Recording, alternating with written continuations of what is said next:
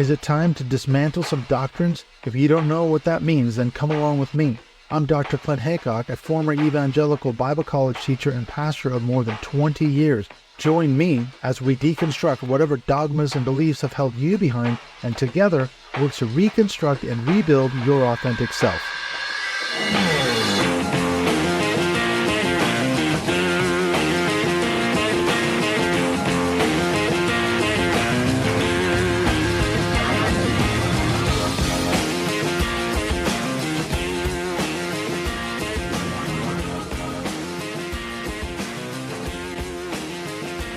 I am talking today with author and interspiritual, I guess you're a mentor, coach, pastor, I'm not sure what you are, or interspiritual guide, but Lauryn Axelrod, you've just come out with a book called 10 Words, an Interspiritual Guide to Becoming Better People in a Better World. So welcome, Lauryn, to the Dismantling Doctrine podcast.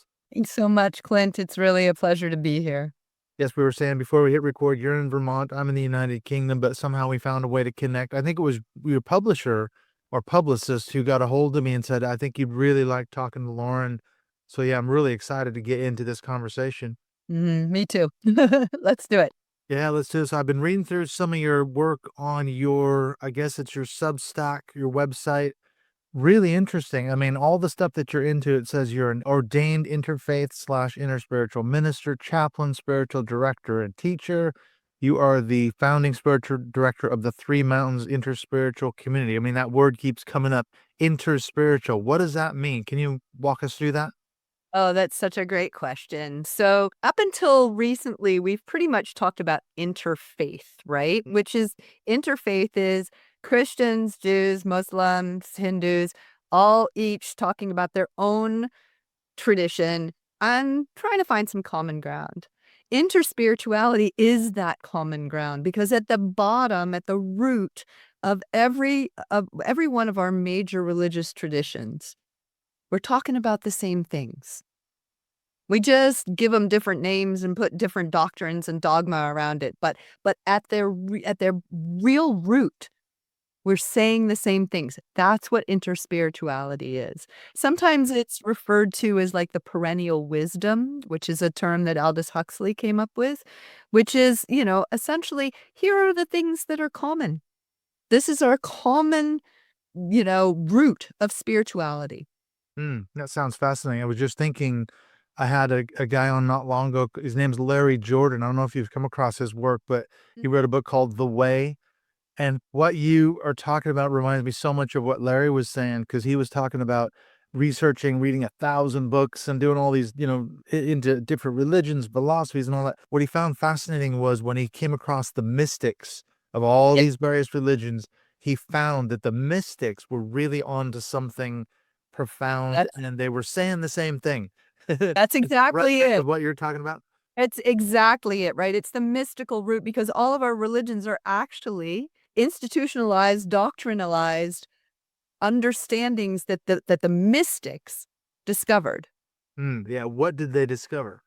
Well, they discovered that there is something that is not separate from us. We are not separate from it.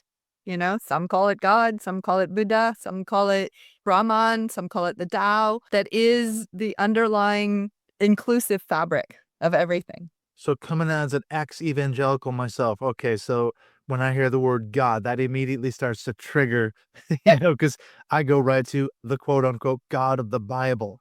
How does that relate, for example, from a quote Christian Orthodox perspective, the God of the Bible? Where does that sort of fit into your worldview on this interspirituality?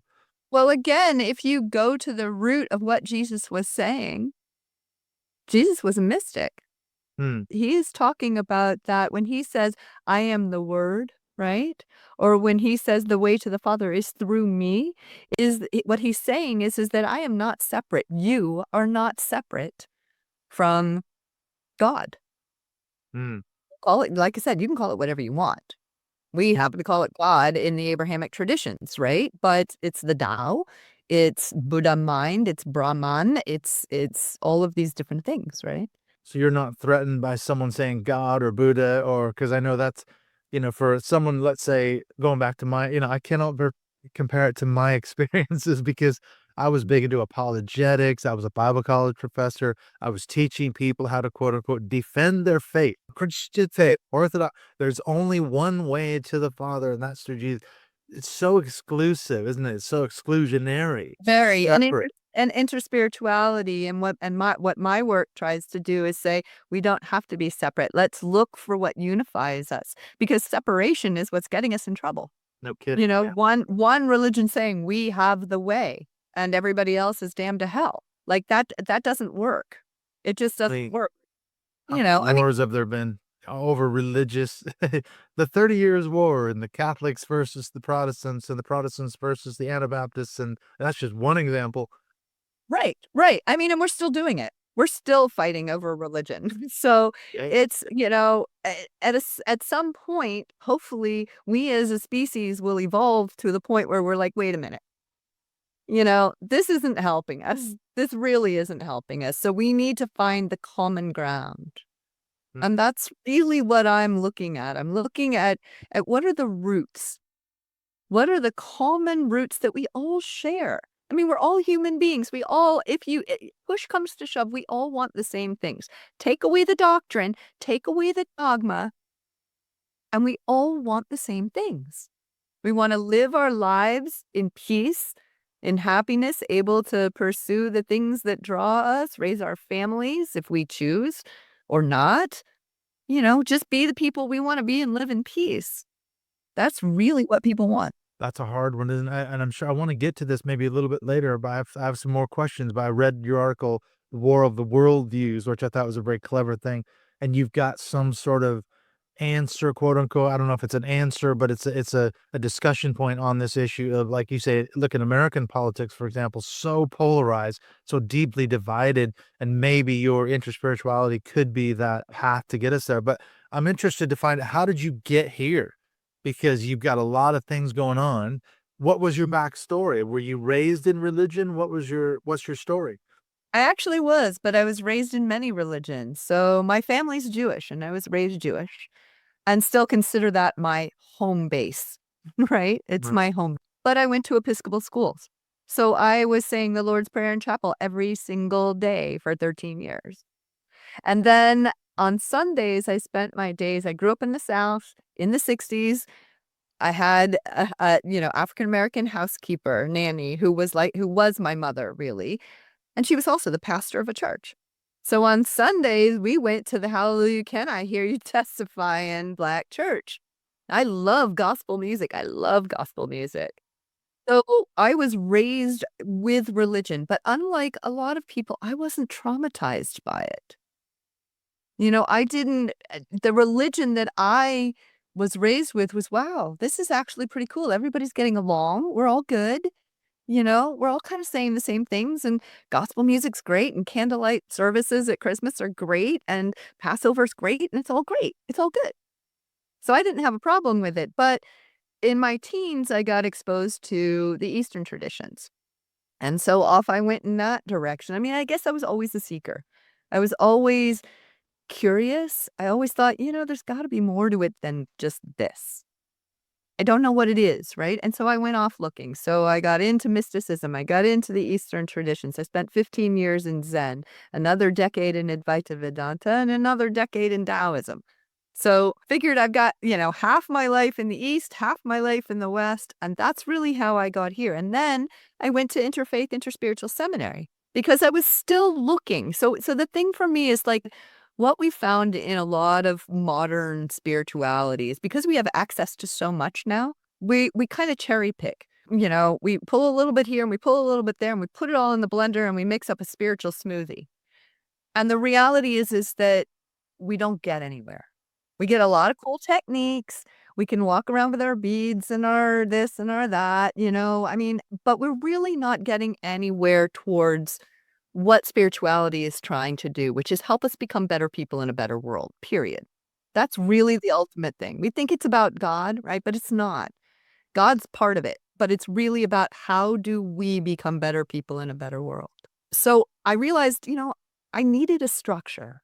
And if I wasn't part of a particular tradition, I didn't have a structure. I had a smoothie. So part of my impulse to go to interfaith interspiritual seminary, sorry. Was it cemetery? Yeah. The cemetery of hospice. And so I do spend a bunch of time there. But, part of that impulse was looking for that structure, looking for a way that I could have a path that wasn't rigid, but had sort of, like a container with like flexible, transparent walls. And in the course of seminary, dove deep into this interspirituality, into the perennial wisdom, into finding the common roots. And I found them. And I created a structure, the 10 words, right? Which are, it kind of echoes the 10 commandments, but it's not those commandments, right? We are not talking about the thou shalts and the thou shalt nots. Yeah. That's Didn't not, come down from a mountain with stone tablets or anything. do I look like Moses? No, right? So I found the 10 common principles or aspirations that are true across the board. It doesn't matter if we're talking about Christianity or Buddhism, indigenous traditions, or, Zoroastrianism. It doesn't matter. They're the common principles. And in fact, even though they're derived from the sacred teachings and the sacred texts, you can follow these 10 words without having any religion or spirituality. They're just, they apply in science and in psychology as well. They are true across the board. And so once I discovered these 10 words, I was like, oh, there's the structure. There's the path that I can follow without feeling restrained, without feeling contained in a way that didn't work for me, because these words are inquiries. They're questions. They're not, absolutes this, but they lend themselves to inquiry. Right. What does this They're not commandments. That's the difference. Yeah, the 10 commandments, for example, like you mentioned, are, these are injunctions, these are commands, imperatives. You must do this or you must not do that. And what the right, consequence is if you break this rule, you're in serious trouble. That was the right. religious background I came out of. It's so interesting when you were talking about your upbringing, because I was thinking I had all the exact opposite to what you had, because I've just come out with a book. It's all about my upbringing, my background in fundamentalist Christianity. I had religious trauma syndrome. I had rapture anxiety. And the sort of thing I took away from it was, you had to be afraid if you were going to lose your salvation, you were going to end up in hell, you were going to miss the rapture. I spent all my life pursuing the quote unquote right things. So I had to have it so that I was right. I knew I was okay, but I wasn't okay. So what a different, you're so fortunate, I think, compared to someone like me. You really are. Yeah, I do feel for, and I know a lot of people who've been really traumatized by whether it's fundamentalism or, the Catholic Church. It doesn't, they've been really, really hurt by it. And I do feel lucky because I didn't, I got the joy. I got the deeply communal aspect. I got the, we can all figure this out. We're all okay. I didn't get any of the hell and damnation. You're so lucky, yeah, because it was the other one was we're okay and everyone else is not okay. We are right. Everyone else is going to hell. It was like we say exclusive, exclusionary, very fundamentalist, very dogmatic. But that the thing I talk about in my book was it was a Christian bubble. I was in this Christian bubble. So it was everything was normalized for me. That's what I knew, quote unquote. That was the truth. My parents believed it, my pastors believed it, everybody around me believed it. They lived their lives in such a way that reflected as best they could that whatever dogmatic worldview it was. So it was totally normalized. That was my context. And I took it, like I said, in a completely different direction than you did. Right, and you know what? I think that in the past, when we did live in our little bubbles, we didn't have access to all of the traditions from all around the world, right? We just lived in our little bubble, and to a certain degree, it served, it served certain purposes. It created community cohesion, it created a collective set of values and beliefs that, okay, everybody's on the same page. But here we are now, where we're not in bubbles. Hmm. And we have to acknowledge and work with and find common ground with people who come from different traditions. That's the problem, isn't it? Because we're talking about the political situation in America. It's so polarized. What's the answer? Deport everybody who's not one of us, who doesn't look like us, the different skin color, different background, ethnicity, whatever. Let's kick them out. Yeah. That's one answer, but Doesn't work. for somebody. Yeah, but it's not gonna work, right? It's a pipe dream that like, oh, we can hold on to this little world where no other influences get in, you know? And if we look at what every spiritual tradition has taught us, it's that we are all connected. We're not separate. Our welfare depends on the welfare of everybody and everything else. Right? The indigenous traditions are really strong with this, but it's the golden rule, Yeah, they right? say the ones with the gold make all the rules. I think that was the golden rule I grew up with. Yeah, but that's not the golden rule. It's yeah. Get it out. But it's really the same things. Like we can't do this alone. We need each other and we need to figure out how to get along with each other. And we can do this without spirituality. Sure. I don't think it's the best solution because I think that there is something we have this urge and I see this, even people who have gone through religious trauma and have said, I don't want to have anything to do with any of it, right? Still have an urge. That urge is our human urge. We look up, we look at the sky and we go, what? Or we look at ourselves and we go, who am I? How did I get here? What's going on here? And how am I supposed to live? Those are the three questions. Those are what I call the three main questions of spirituality. The big three. The big three. Who am I? What's all of this? And how am I supposed to live in relationship to it?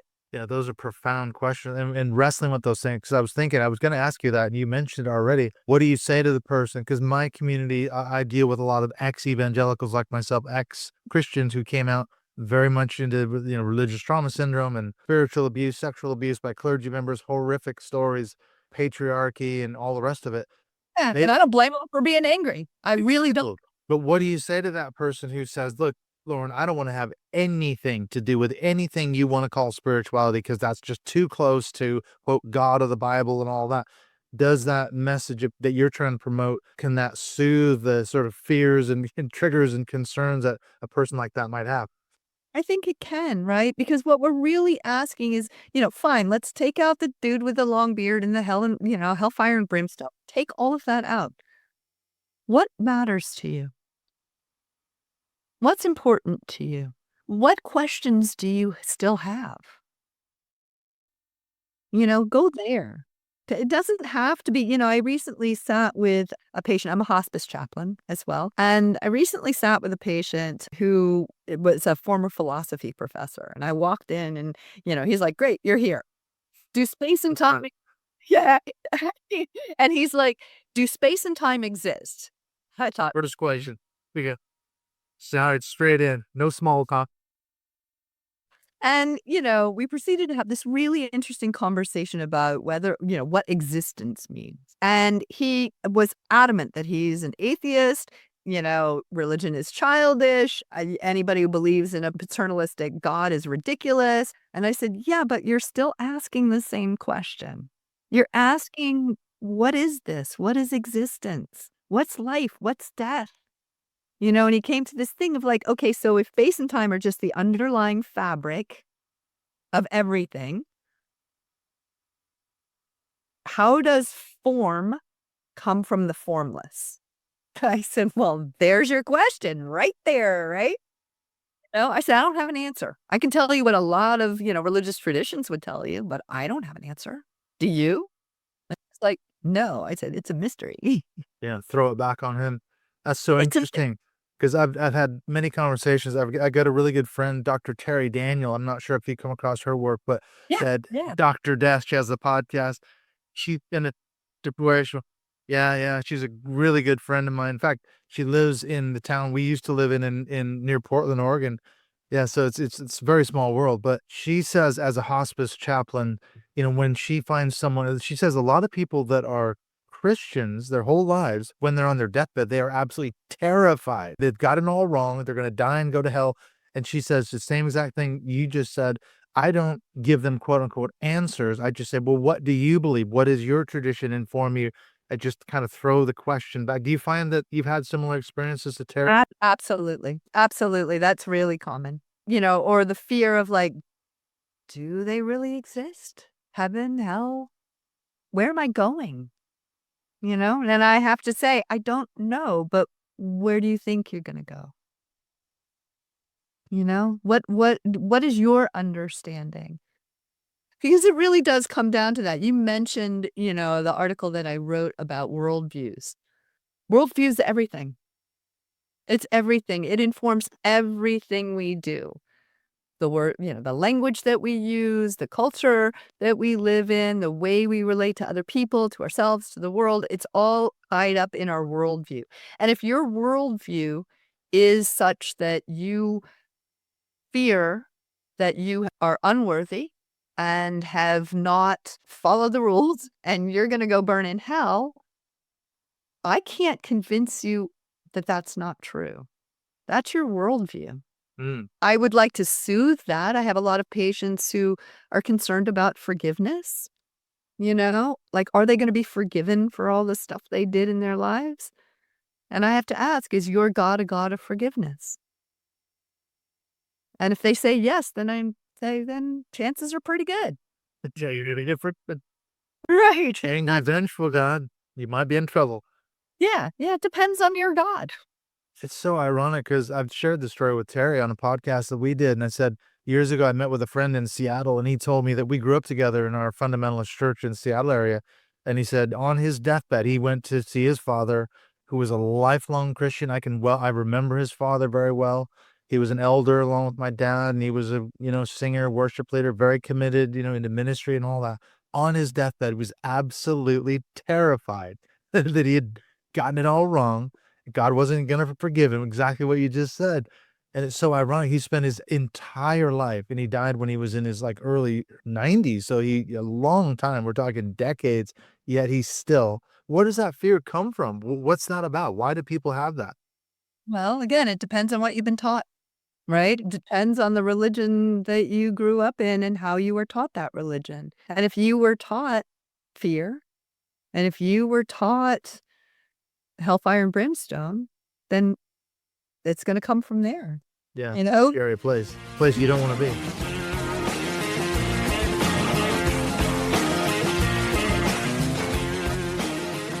We'll be right back in just a few minutes in the second half of this conversation with Lauryn Axelrod.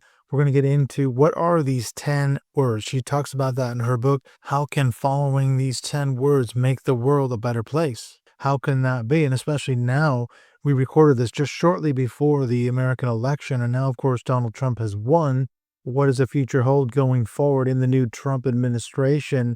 And as we saw, of course, in the run up to the election, America is hopelessly, or is it hopelessly divided? That's the question. We're going to get into that.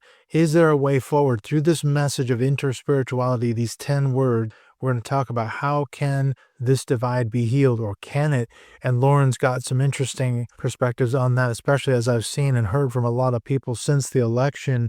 They've had to cut off family members who were so toxic, and it could be from the left or the right. But we're seeing this as a pattern. This is an unfortunate development because family members, friends, relatives, coworkers, they're so deeply polarized. Is there a way forward? Can we even have a discussion anymore? So Lauren's got some interesting insights on that. Just wanted to mention too that this is the final episode of the Dismantling Doctrine podcast for 2024. Can't believe it's been another year already. Been a lot of changes this year. If you follow this show, it used to be the Mindship podcast, and I changed the name earlier this year to kind of set myself apart from all the other Mindship podcasts. So the name changed to the Dismantling Doctrine podcast.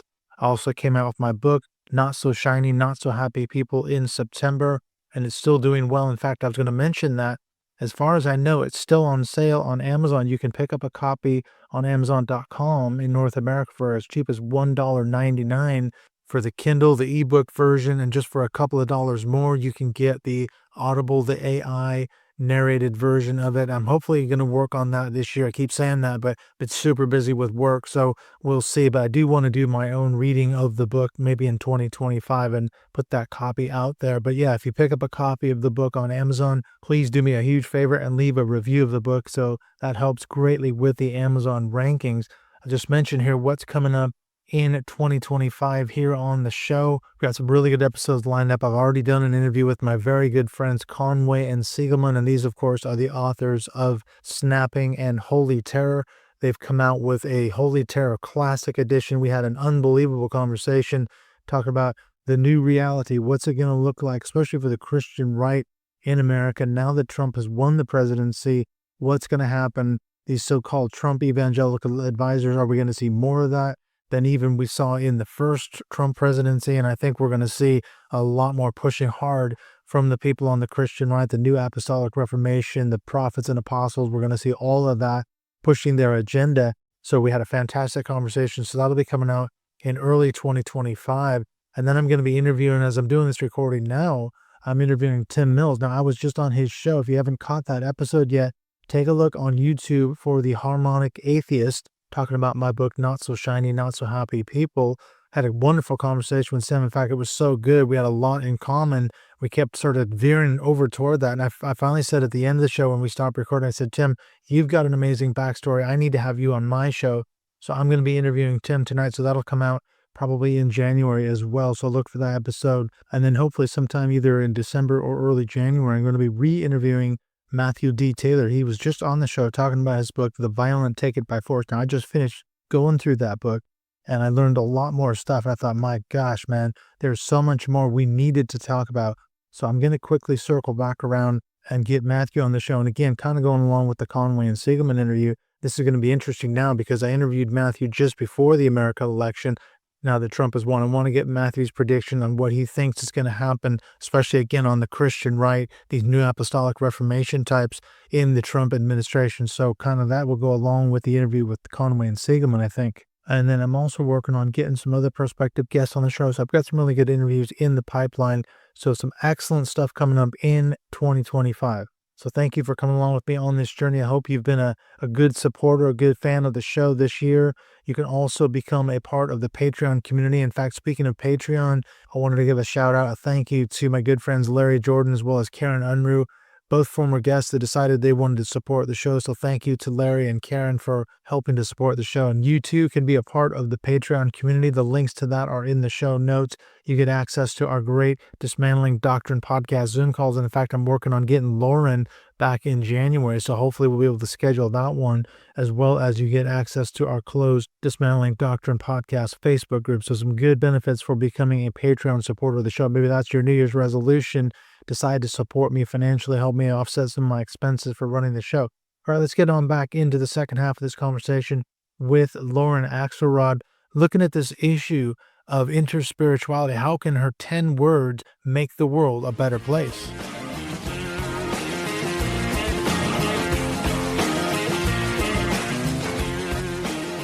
Well, just looking at your book, you talked about the 10 words, and I was looking at it on Amazon.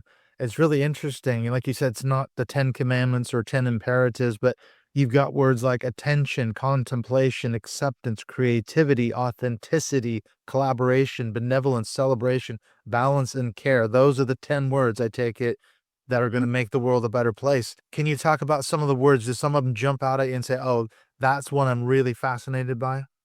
Well, it's interesting. When they came to me, they sort of came through sort of like you talked about Mr. Jordan, who wrote the book, The Way, right? I've been studying these religions for a long time, right? So they kind of evolved out of my understanding of all of these religions. And interestingly, they all came to me as ABC. They all begin with an A, B, or C. I was noticing that, yeah. Yeah, because they're that basic. They're that foundational. There's an order to them. It begins with attention. I'll just say them in order. Attention, acceptance, authenticity, benevolence, balance, contemplation, creativity, collaboration, celebration, and care. And what you find when you start working through these words, first of all, we always start with attention because you're not going anywhere if your eyes aren't open. Like you got to pay attention, and you're going to have to pay attention to everything. It's it's like the basic first step. It's putting your boots on. If you're going for a walk on the path, you need your boots on. And that's what attention is. Interestingly, in a lot of modern spirituality, that's where it stops. We talk about mindfulness, right? That mindfulness is the be all and end all. No, no, no, no, no. It's just the first step, right? It's just the first step. So by the time you start going through each word, and the way I like to invite people to work with these words is take one a week or one a month right? And just let that be your focus for the month. What does this word mean to me? How does it show up? How can I practice it? How can I bring it into my life more? By the time you get to the end, to the last word, care, it's a cumulative effect. So they're really not separate words. And to care, what does to care mean for? It means to attend to. So we're back at attention, Hmm. only a higher octave, right? So you can keep going around this path. It's like a loop trail. You can keep going around it, up, down, depending on your worldview, right? Are you going up or are you going down? I don't know. Are you going sideways? I have no idea, but they're all connected. So unlike like the original 10 commandments, which by the way were originally called the Decalogue, which means the 10 words, Yeah. right? So unlike those which are almost separate commandments, they don't bleed into each other. They're not a cumulative thing. These are cumulative. And the first 5 words really are our internal process. That's the work we have to do on ourselves. We have to learn how to pay attention. We have to learn how to accept, be authentic, be kind to ourselves and others, right? Keep things in balance.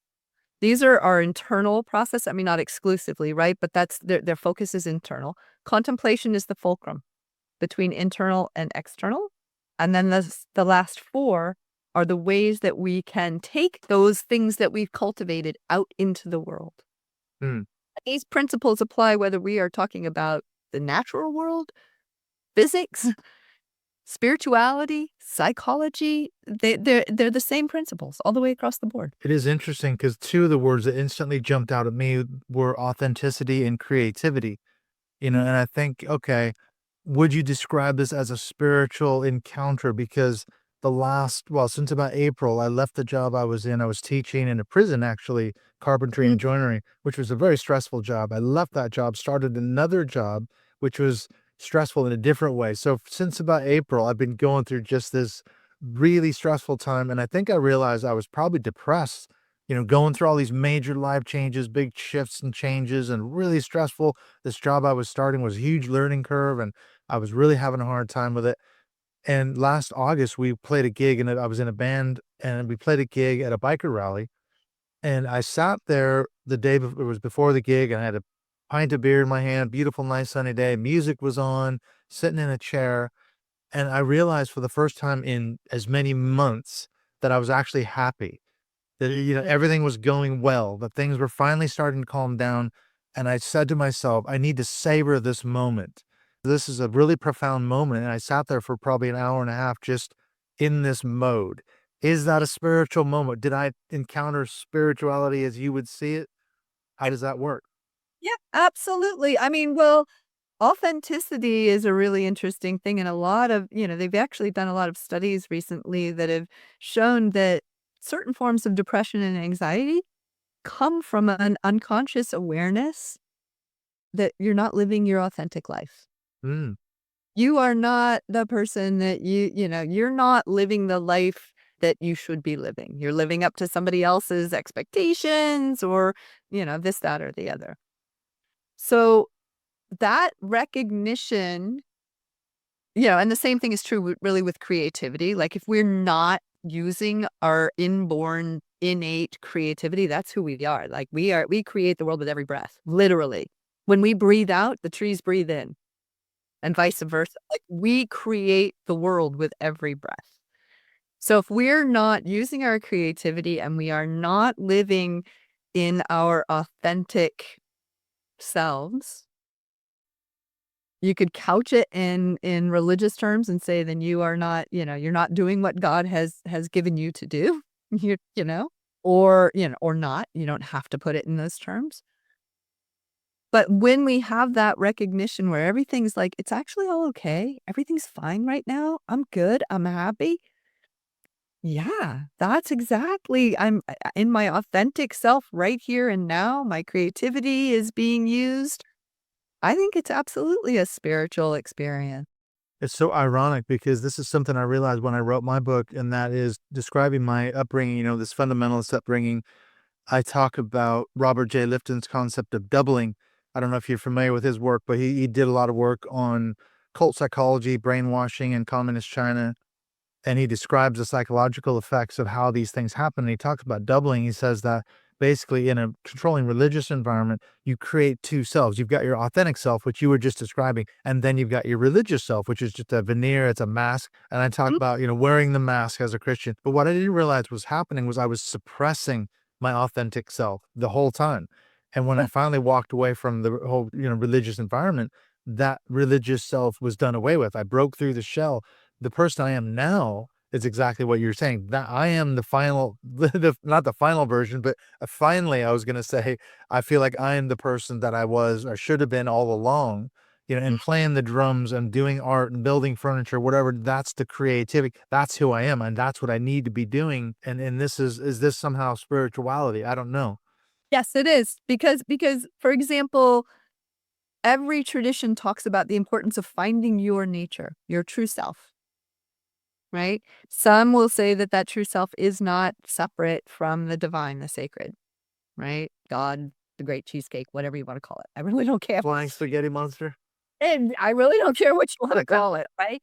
But that we are not separate. And when we find that, we can kind of rest, and I think that most of us really deeply just want to live our nature.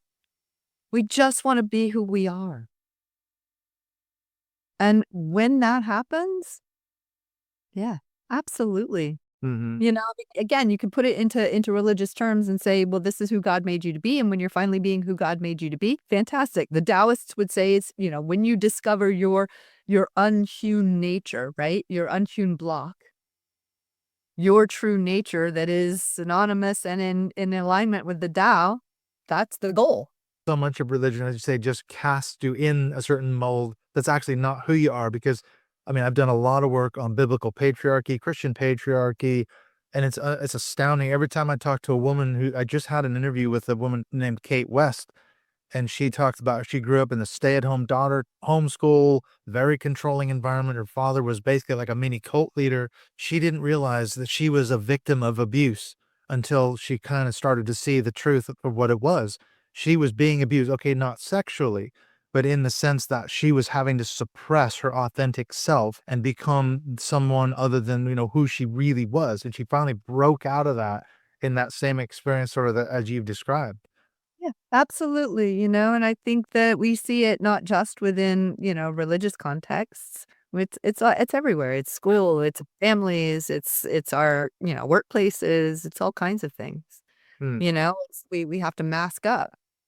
And if you're not aware that you're masking up and you've got all these other symptoms, right? Like depression and anxiety and, all kinds of physical ailment, like it's going to come out one way or the Oh, it other. will, yeah. It's all Well, connected.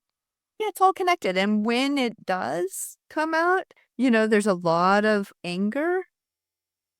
There's a lot of like, wow, I can't believe I believed that. But, the goldfish doesn't know it's in a bowl till it's out of the bowl. Mhm. Drowning on the rug, as they say, for water. Yeah, ironic thing. Yeah, yeah.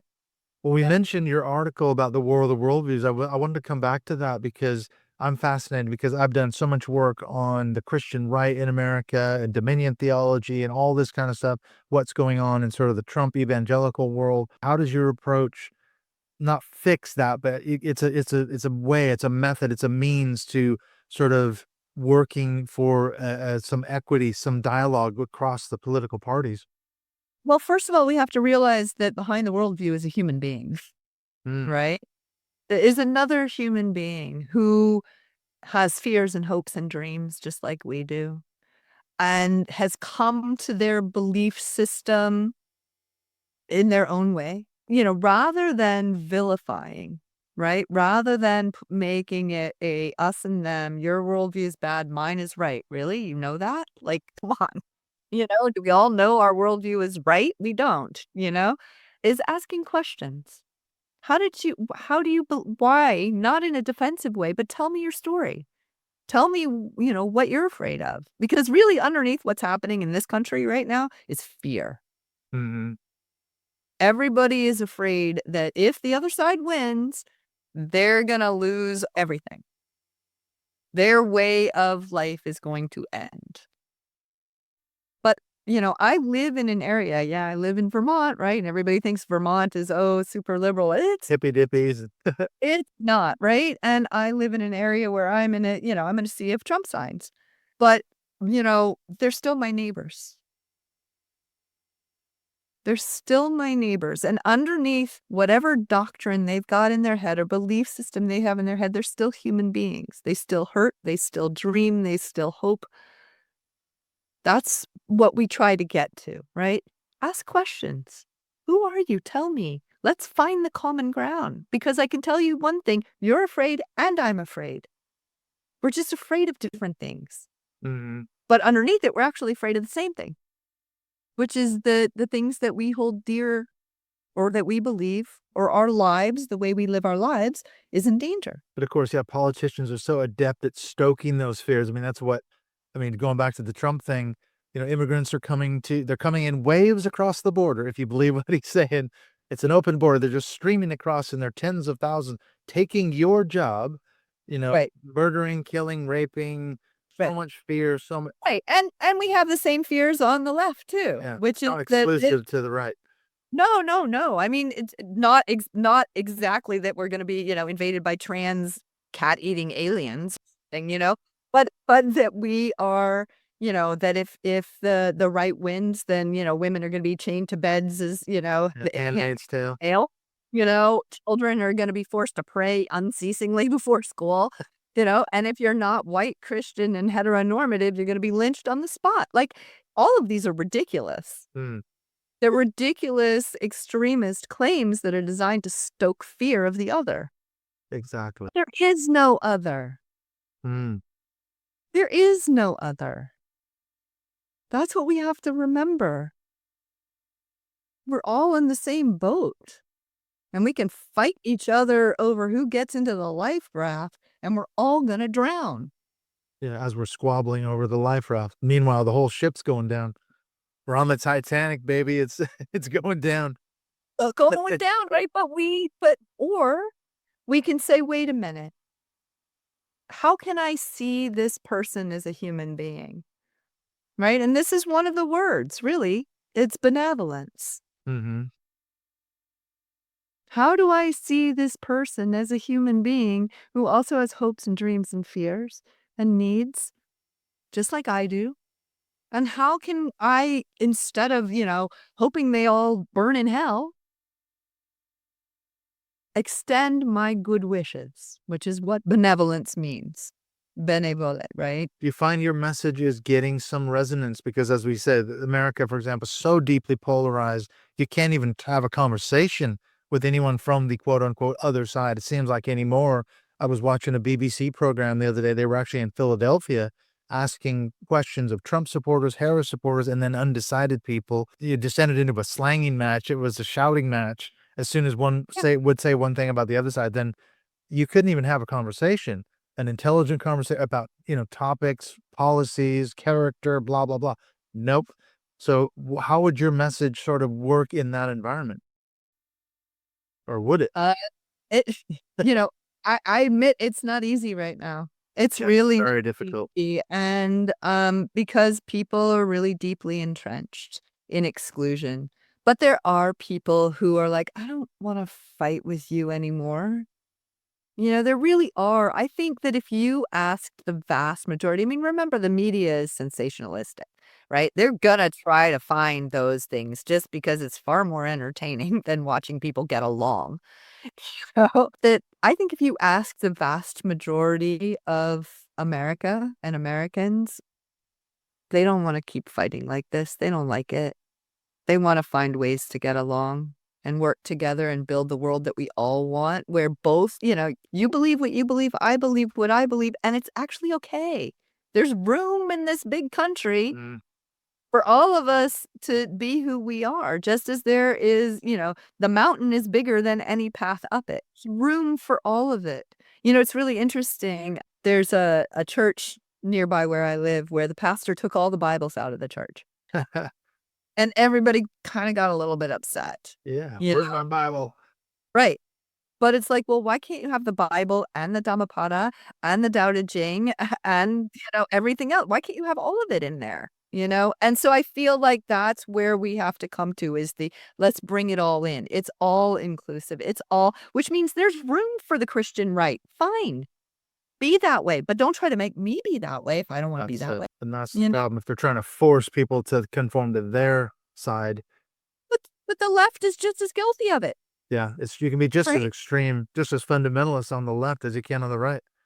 Fundamentalism is fundamentalism, right? And that's what I was talking about in that article that usually, we're looking at a split between fundamentalism and progressivism.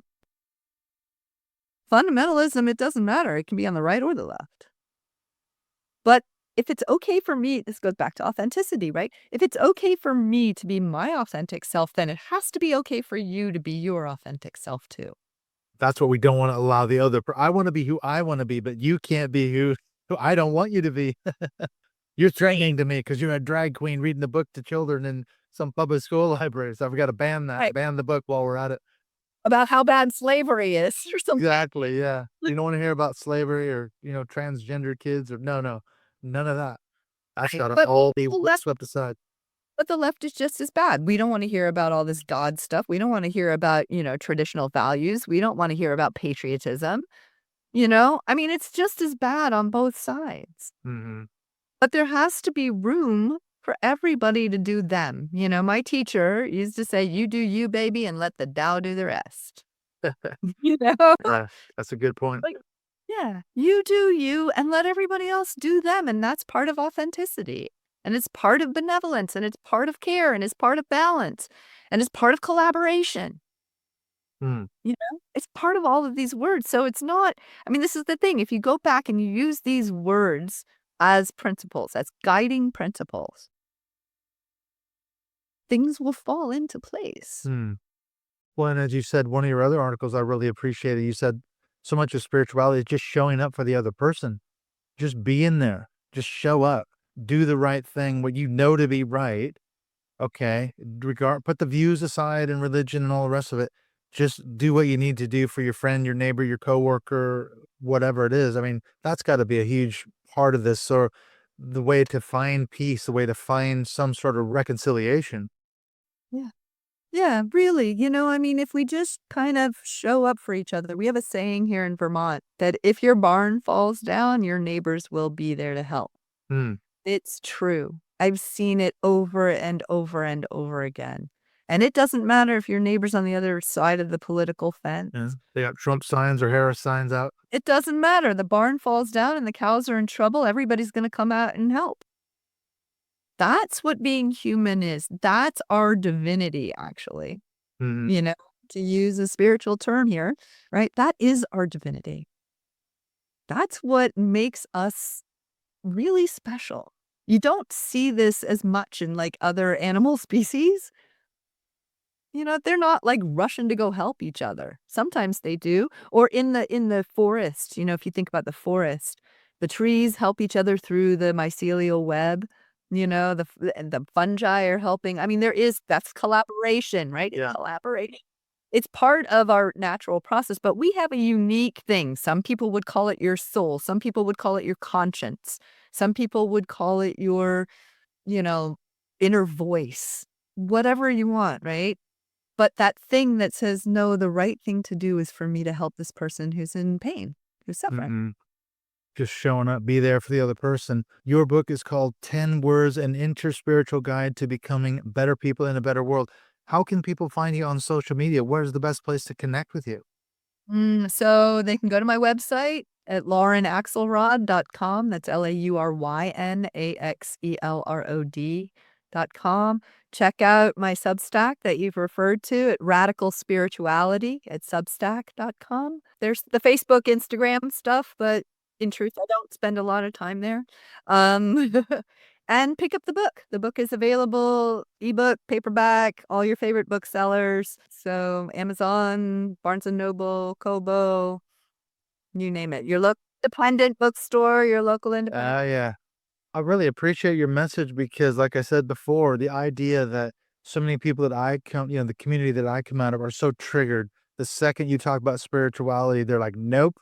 So I really do hope that your work does provide a pathway for someone who, like you say, is maybe searching for something. They don't know what they're searching for, but that's part of the process, isn't it? So I really appreciate what you're doing. Thank you so much, Clint. It's been a great conversation. Yes, thank you so much. And I was going to say, if you're interested, we do our Dismantling Doctrine Zoom calls once a month, and we have returning guests that come back. I'd love to have you come back and be a returning guest maybe next year. We're going to heading toward the holidays now, but if you're interested, I will hit you up and we can maybe do something in 2025. Absolutely. That would be great because it's going to be a different world. Oh, yes, it is. We'll see where we are. Let's see where we are. All right. Thank you so much, Lauren. Great talking to you, and I'm sure we'll see you again. Thank you. Okay. Bye-bye.